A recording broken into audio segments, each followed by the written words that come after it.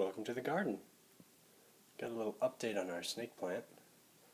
And the cuttings that I took really aren't doing great.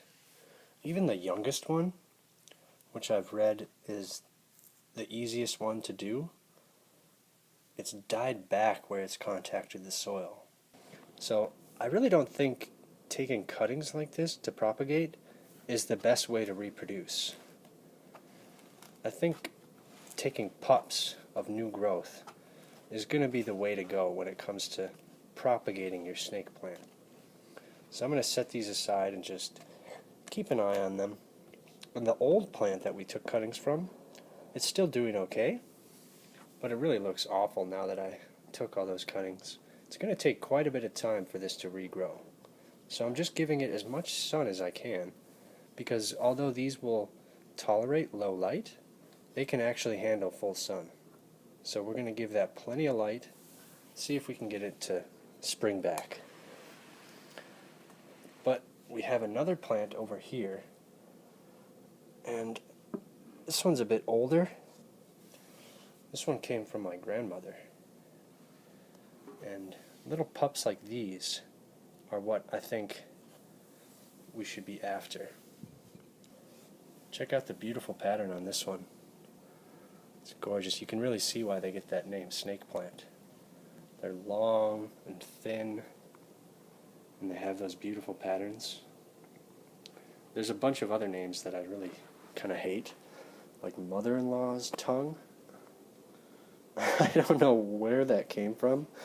It's a little silly, and I don't think it gives the plant justice. But snake plant, to me, it sounds really natural. It sounds more appropriate to how they look. Have this beautiful little calico pattern on some of the leaves. Others are a little bit more solid. But they're just one of my favorite houseplants. So I'd love to grow more. So I'm just going to soak it with a ton of water.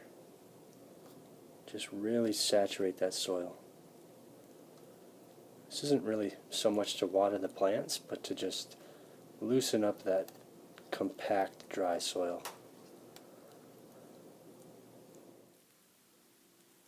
So I've let this soak for probably an hour actually. So let's see if we can tease these apart. This pot is a really weird shape. It gets really big and then it gets smaller again. So this is really a bad pot to try and transplant from.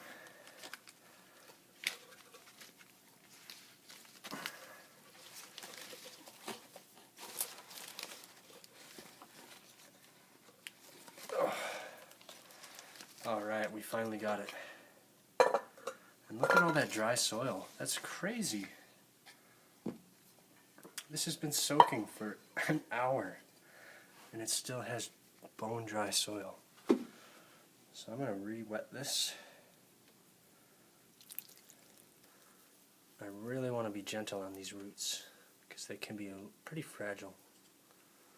The rhizomes are pretty tough, the leaves are pretty tough, but the roots are pretty fragile. So I'm getting one little cluster here. So this little cluster, it has one tiny little beauty. Look at that guy. That is so cute. That's perfect. See, this is going to grow almost guaranteed. It's undamaged. It has a beautiful set of roots. It's got a leaf and new leaves forming. It has 2 new leaves at least. So this is a perfect little transplant. This is a much larger little cluster. And it's got some beautiful new growth. And now that this is going to get better sun, it's really going to start taking off. Got a decent set of roots and a nice hardy rhizome. So that's a beauty also.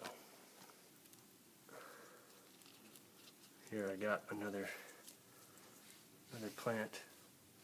That's another cutie. Look at that. That's really cute. It's tiny. It has a new pup that's shooting way up taller than the rest. You can see that orange color. That's like the rhizome basically. So hopefully with a little bit more light, now that it's not trapped in the center, we'll start to green up. So that's a really nice one. Alright, so I finally got rid of some of that mud. So now we can actually see what we're working with. Man, it's just, I've never seen drier soil in my life. Hands down, that's the driest I've ever seen any plant. So these appear all to be attached. Look at how they shoot off of this root. This has been twisted like that. Can you see that? Like a puzzle piece. So I'm just going to finish this off and make a cut, because it's already been damaged. We've already got a decent amount of roots here. So I'm just going to snip that. So that's a nice plant, and that was the one that was shooting way out anyways. So now we've got a nice cluster here. So we've got 4 leaf clusters. So I think they kind of grow in little groups of 2. I'm going to try and separate them. It's not necessary at this point, but I just really want to see exactly what we've got. And since I took the time to really wash out 90% of the soil, I think we better look. There we go. These were just so tightly bound. Oh man. So that's a nice little beauty. We've got another one here, so that's like 3. Here's another 2. These are the largest ones. Really strong roots, really nice strong stems, and really long leaves. New growth too, so I know that these are doing exceptionally well. And look at the color on these roots. It's just beautiful orange. So that's 5 plants. But yeah, these ones are loose. So we've got 2 more there, so that's 7. We've got 2 more here. So that's 9, there's 10, and 11 and 12. And that's not it, there's more. Then we have our little ones. So there's the cutest little one ever. So there's 13. That one's beautiful, this one. So 14. This one's a lot like that one, so that's 15. And then last one, so we have 16 plants. That's awesome. So let's start planting these out. I'm using fresh soil because that old stuff was, I don't know, there was something weird about it. It's just really old peat moss or something. And it was just so strong, so dry. I've never had my personal mix do that, so I'm going to use this. And there's really not much to planting these out. Just bury them to about the same depth that they were. I'm going to space these out just a touch. Just about like that. And now we're going to just water this in.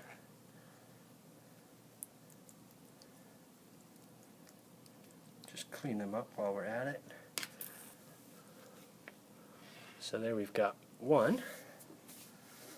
I'm going to be using the original pot that these came in for some of the medium-sized ones. And we'll do this really small one last, I think. So I filled this about halfway, and I'm going to be stocking it with our medium plants. Just get those roots down in there.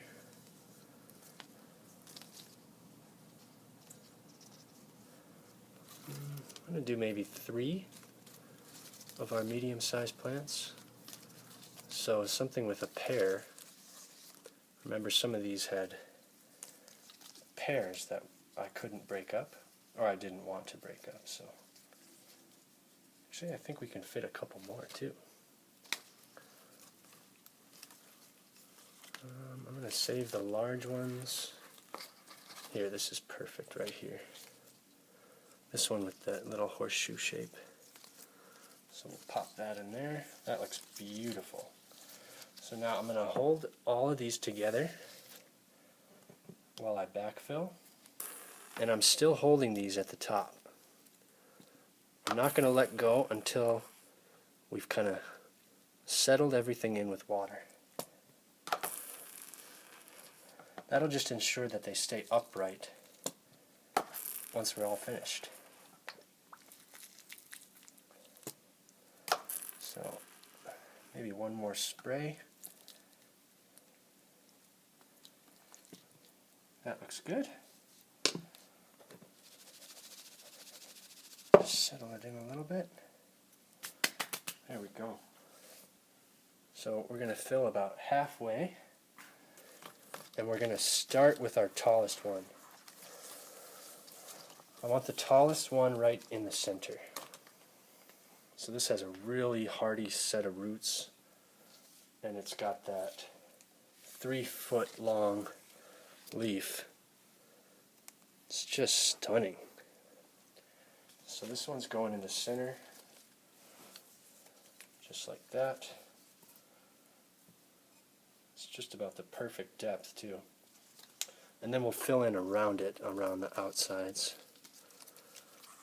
with some of our other medium-sized ones. So like this. And I'm doing that same technique where I'm holding them all together at the top, just so that they don't flop. And we'll do this one, which is a pair of 2. So it's not quite as full as it used to be, but all these new leaves are going to get new sun. They're going to start filling in. We might get new pups, brand new plants. So I think this is a really, really great way to propagate snake plants. Much better than cuttings. I had really bad luck, and from what I've been researching online, other people have had really bad luck as well. So I think cuttings is more for the pros, but us amateurs, we can just give them as much sun as possible and hope that they produce new pups. And add just a little bit of water here. Hopefully I don't spill too much.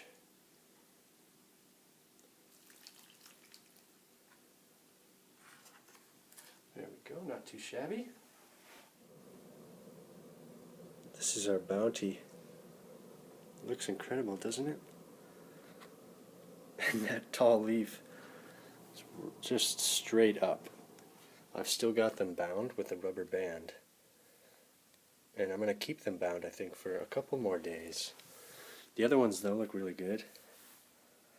Very well balanced. This is the pot that they were originally in for like a couple years. And then they were up potted here, and now we've split them up just beautifully. These little ones in front are so cool. I especially like this one. It's a really nice pair of 2 fairly small plants. So, I mean, they're really not that big, but they are beautiful. And this little guy's fun too. It's got those little bumps there on his stem. I don't know if those are like premature roots or if they might actually be new pups. But he's got some good leaf growth on them. You can see that new leaf right there. And then still very young, but just a gorgeous color, gorgeous shape. Such a beautiful plant. So we got 5 really beautiful pots out of this one planter. So division is a great way to multiply your snake plants. I hope you give it a grow. Thank you for watching, and I hope to see you next time.